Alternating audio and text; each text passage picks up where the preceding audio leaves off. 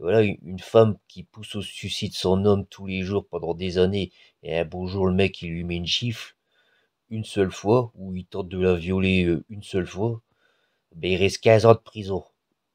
Simplement parce qu'il a essayé de la violer une seule fois. Alors que la femme, elle peut le pousser au suicide tous les jours, tu vois.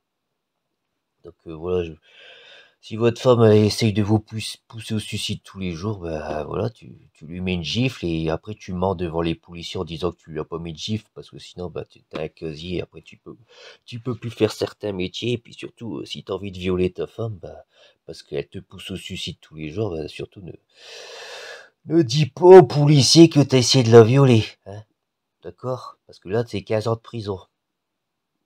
Voilà.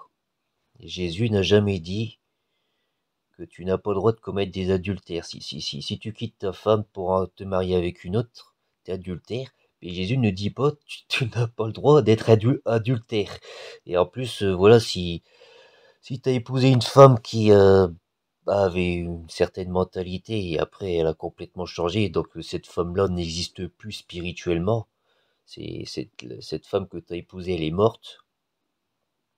Et ben peut-être que Dieu il peut te faire retrouver une nouvelle femme qui est la réincarnation de la femme que t'as épousée, qu'elle a disparu, qui est morte spirituellement. Jésus peut te